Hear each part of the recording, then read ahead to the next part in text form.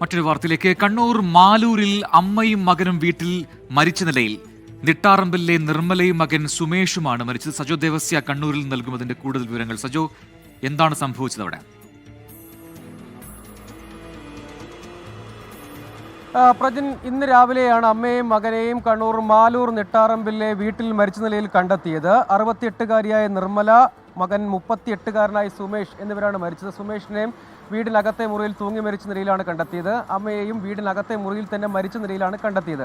ഇതിൽ പോലീസിന്റെ ഒരു പ്രാഥമിക നിഗമനം, മകൻ അമ്മയെ കൊലപ്പെടുത്തിയതിനു ശേഷം, ശ്വാസം മുട്ടിച്ച് കൊലപ്പെടുത്തിയതിനു ശേഷം ആത്മഹത്യ ചെയ്തതാണ് എന്നതാണ് പ്രാഥമിക നിഗമനം. പോലീസ് സംഘം നാട്ടുകാർ വിവരം അറിയിച്ചതിന് പിന്നാലെ പോലീസ് എത്തി വാതിൽ തകർത്ത് അകത്ത് കടന്ന് പരിശോധന നടത്തിയപ്പോഴാണ് ഇരുവരെയും മരിച്ച നിലയിൽ കണ്ടെത്തിയത്. ഇവർ നാട്ടുകാരുമായി അധികം ബന്ധം പുലർത്താത്ത ആളാണ്.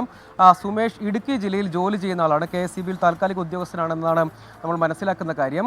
നേരത്തെ ലഹരി ഉൾപ്പെടെ ഉപയോഗിക്കുകയും വീട്ടിൽ നിരന്തരമായി പ്രശ്നങ്ങൾ ഉണ്ടാക്കുകയും ചെയ്തിരുന്നു എന്നതാണ് നാട്ടുകാരിൽ നിന്ന് നമ്മൾ മനസ്സിലാക്കുന്ന ഒരു കാര്യം. മറ്റെന്തെങ്കിലും ഒരു ദുരൂഹത ഇപ്പോഴില്ല. ഇൻക്വസ്റ്റ് നടപടികൾ പൂർത്തീകരിച്ചിട്ടുണ്ട്. ഫോറൻസിക് സംഘം സ്ഥലത്ത് വിശദമായ പരിശോധന നടത്തുന്നുണ്ട്. റൂറൽ SP-യുടെ നേതൃത്വത്തിലുള്ള പോലീസ് സംഘവും സംഭവ സ്ഥലത്ത് പരിശോധന നടത്തുന്നുണ്ട്. നാട്ടുകാർ ഇങ്ങനെ ഇവരെ സംബന്ധിച്ച് വീട്ടിൽ നിന്ന് വിവരങ്ങളൊന്നും ലഭ്യമാകുന്നില്ല.